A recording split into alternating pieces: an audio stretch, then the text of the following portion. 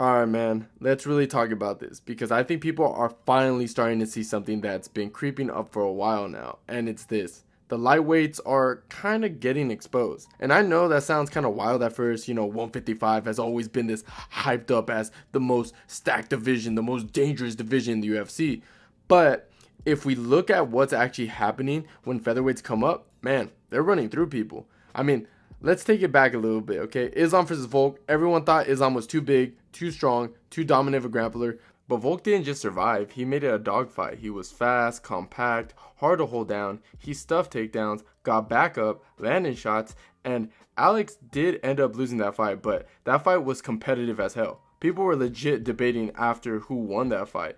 And sure, Islam finished him in the rematch, but again, let's keep it real. Volk took that fight on 11 days notice. Then you got Ilia Topuria walking into the lightweight like he owns the place and straight up knocked out Charles Oliveira in one round. Not submitting him, not grinding him, he just slept him. Charles is a former champion who beat all types of lightweights, Gagey, Dustin, Chandler, all of them. And Ilia just went in there and knocked him out like he was nothing. And look at Max. He goes up to 155, knocks out Justin Gagey with 1 second left, clean walk off, no questions asked. Then he beat Dustin Poirier in the trilogy, dropping him twice, surviving the chaos, and wins a clear decision. That's two of the most dangerous lightweights in the world, and Max handled them both. These featherweights like Volk, Ilia, and Max, they're bringing something different to the table when they come up. I mean, they're faster, they're sharper, the better footwork, they have better eyes. But here's where things get a bit tricky.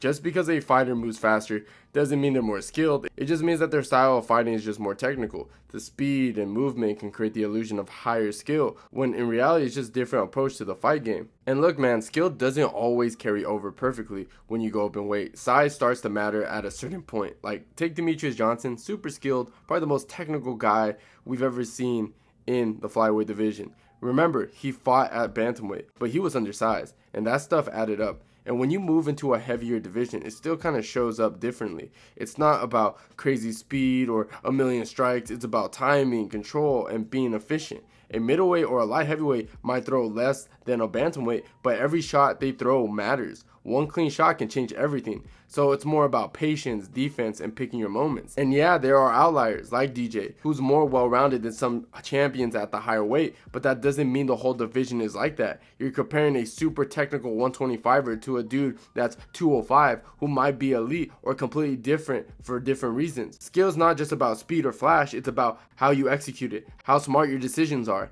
and how you handle chaos in the cage. And that's the thing, man. Lighter fighters are usually more technical. Like, their styles has more layers, and that makes sense because they kind of have to be. But that doesn't automatically mean they're more skilled than the bigger guy. It means their skills is easier to see, all the movements, all the combos, and the speed. But the real skill shows up when things start going wrong, when a fighter has to adjust mid-fight, dealing with pressure, or switching things up on the fly. And that kind of stuff happens in every weight class, just in a different way. You can't judge it off a pace or a flash. You gotta look a little deeper, And let's go back to the featherweights real quick. They spend years surviving wars at 145s, where you're able to be more technical sound or you drown. And now they're carrying the same discipline into 155, and honestly, it makes a lot of sense that these lightweights look kind of mid. It's wild to say, but some of these so-called killers at lightweight, they're looking slow and hittable. And look, I'm not saying everyone at 155 is exposed. Like, let's be real. Arman Sayukin is the truth. The only guy who I think who can hang out with anybody in the world. His wrestling, his cardio, his composure, the dude's a problem. And honestly,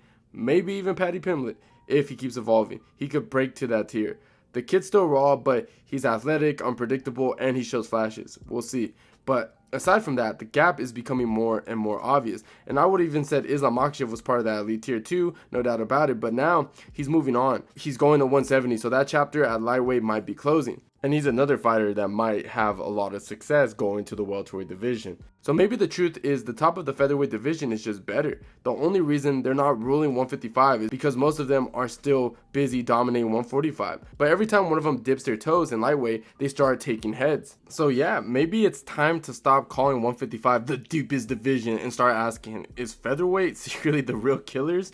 Let's be honest. And here's the thing, man. This ain't just happening at lightweight. We've been seeing this trend in multiple weight classes. Guys moving up and finding real success. I mean, look at Aljamain Sterling. Sterling, the dude was killing himself just to make 135. And once he made the jump to featherweight, he looked free. I mean, he ran through Kelvin Kattar like it was light work. Then he went toe-to-toe with Movsar Evelev, who's one of the most smothering grapplers in the division. And honestly, you could argue Aljo almost pulled it off. That wasn't some feel it out kind of fight. That was a real contender level performance. Then there's Figgy, another example, moving up to bantamweight and start piecing up together wins. I think he was on a little 3-5 win streak, and he looked sharp. Crisp hands, explosive as ever, and the power carried. He didn't just survive, he adjusted and became a real contender at 135. And bro, we can't leave out Alex Pereira. This man went from knocking dudes out at middleweight to going up and winning the damn 205 title, okay? And not just winning it, he was defending it. That was wild. He was at a legit run at 205, and he had the same power, same composure, and he was even more durable since he wasn't cutting all that weight. Obviously, eventually he lost to Magomed Ankalaev, but that's besides the point. And look, man, let's just talk for reals. No structure, no titles, because this whole wave of fighters moving up in weight and actually doing better than they actually did before, it's not some weird coincidence. This is starting to feel like a full-blown trend. And once you step back and actually look at the division, the competition, the performance level, it's all starting to make sense. I mean, first off, you gotta understand just how wrecked some of these guys are cutting weight. Like, yeah, they make the limit. They show up on Fight Night looking shredded. But what you don't see is the toll it takes. These are fighters walking around 20 to 30 pounds heavier than their weight class. Aljamain Sterling talked about almost ending up in the hospital from cutting to 135. And then what happens? He moves up to 145, doesn't look drained, and suddenly he's ragdolling dudes like Kelvin Kattar and giving Movsar Evelev a real competitive fight. That's not just, oh, he moved up and hung in there. That's a guy who's thriving with 10 extra pounds on him because now he can actually breathe. He can actually move. He can recover in between rounds. That stuff matters. Same thing with Figgy. We all watched that guy drain himself to death to make flyweight. He was powerful, yeah, but you could tell it was killing him. Now he's at 135 and he was on a win streak. He looked comfortable.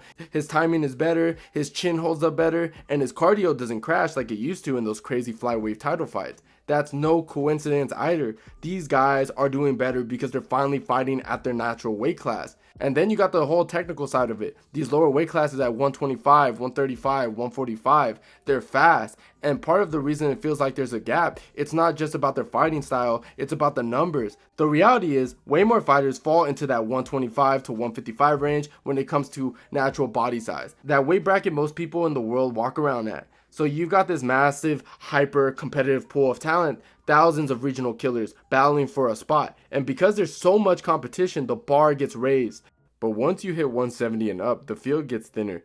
You don't have as many natural big guys who are also elite athletes, and even fewer who have the gas tank, the agility, and the skill set to keep up with what's been developed down in the lighter weight classes. So what you end up seeing in those upper divisions is a handful of elite fighters, a Pereira, a Yuri, surrounded by much bigger drop-off than depth. That's why a guy like Alex Pereira can move up and immediately grab gold. That's why someone like Figgy can jump to a division and look sharper. It's not just that they're good, it's the competition isn't consistently demanding. The path to the top is shorter, the margin for error is wider, and when you've been built in the fire of the lighter divisions, fighting at a crazy pace for years, you walk into those heavier weight classes and suddenly you've got more room to breathe and more time to work. And here's the wild part, moving up doesn't just fix the weight cut problem, it doesn't make them healthier, it actually makes them better. Like, yeah, the physical side improves, they've got better recovery, better chin, better output, but mentally they feel free. They're not dragging themselves through hell just to make weight. They're not second guessing every exchange because they're worried about fading in round 3. They're flowing, they're reactive, they're fighting how they're supposed to fight. I think you're seeing guys fighting creative again, confidence, clarity. That's why they're not just holding their own in these divisions. They're dominating. They're walking in with sharper tools, more experience, and none of that baggage that came with the weight cut. It's like taking a governor off a sports car. They've had the engine the whole time. Now we're finally seeing it run clean. And what's crazy is how repeatable this is starting to look. It's not one fluke, It's not, oh, well, he got lucky that night. It's fighters after fighters from different gyms, different countries, different styles, all proving that maybe the move up, that's not the risk. Maybe staying down too long is. The truth is, lighter weight classes sharpen your tools. You don't survive at 135 or 145 for being sloppy. So when those guys start draining themselves and move up, they're not losing their edge. They're gaining new tools. They're building speed, durability, sharper eyes. They've already been surviving hell in faster divisions. That experience translates well. And the guys who've been sitting comfortable at lightweight or at middleweight, a lot of them just aren't ready for that level of pace or precision. So when people ask, why are so many fighters finding success after moving up? Bro, it's simple. They're finally not killing themselves to make weight. They're bringing their elite skill set from faster, more demanding divisions in a slower, less layered division. You put a polished featherweight in with a brawler from 155 or a flat footer at 185. 9 times out of 10, the featherweight's gonna cook them. It's not just the trend anymore. It's becoming the blueprint.